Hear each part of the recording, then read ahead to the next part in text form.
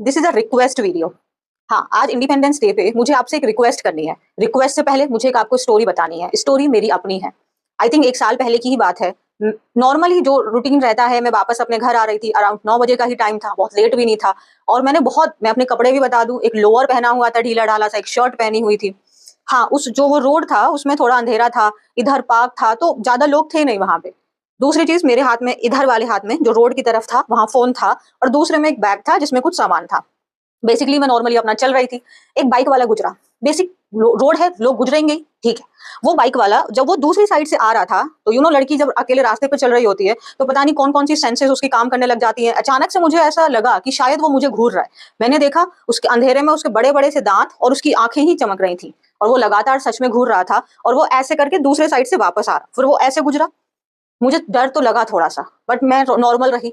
फिर से वो मेरे बगल से गुजरा। जब वो इस टाइम पे गुजरा, बॉडी ऑलमोस्ट अपने आप पता नहीं क्या होने लगा था, लेकिन फिर मेरे को लगा कि शायद ही मेरा फोन छीनना चाहता है। तो मेरा जो फोन दूसरी साइड था रोड की तरफ में, मैंने उसको इधर लिया और अपने अपने लोअर की पॉकेट में डाल दिया।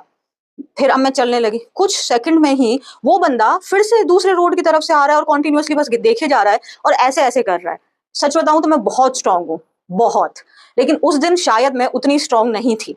मेरी बॉडी एकदम सुन्न हो गई, मुझे समझ नहीं आ रहा मैं क्या करूं, क्योंकि स्ट्रीट लाइट जल नहीं रही थी, आसपास में ज्यादा लोग थे नहीं, प्लेग्राउंड था, एकदम सुनसान वो रास्ता था।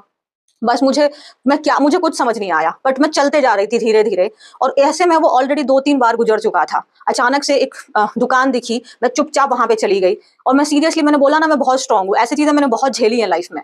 उस दिन पता नहीं क्या हो गया, मेरे आंसू गिरने लगे। आंटी ने कंसोल किया, इतनी देर में वो लड़का आगे बढ़ गया।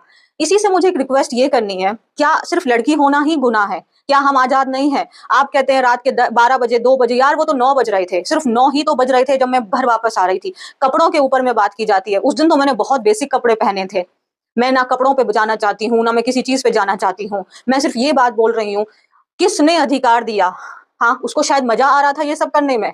उसको शुरू में शायद वो फोन छीनना चाह रहा होगा, लेकिन बाद में उसको मजा आने लगा तो वो ये करने लगा। उसके कुछ सेकंड के मजे के लिए वो रात मेरी कैसे गुजरी मैं नहीं बता सकती। उसके बाद भी कई सारे ऐसे दिन रहे जब मुझे सच में डर लगने लगा कि कहीं वो इसी आसपास के एरिया का तो नहीं है। मैं आपसे बस इतना रिक्वेस्ट करना चाहती हूँ कि आप, अगर आपको इंटेंशनली भी अगर आप नहीं कर रहे हैं, आप मजाक में आपने कुछ कर दिया, अरे ऐसे कुछ बोल दिया, आपके लिए वो मजाक है, बट इन रियल उस लड़की के लिए वो एक लाइफ लॉन्ग ट्रॉमा हो सकता है। मैं सच में आपको, अपना भाई, अपना दोस्त, जो भी समझ सकते हैं, मैं सिर्फ ये रिक्वेस्ट कर रही हूँ, ऐसा कभी मत करिए जिससे कोई लड़की, उसके लिए वो एक ट्रॉमा बन जाए। आपको उसको प्रोटेक्ट करना है, उसको सेफ रखना है, उसको इस तरीके से परेशान नहीं करना है। यही मेरी आपसे रिक्वेस्ट है। जय हिंद।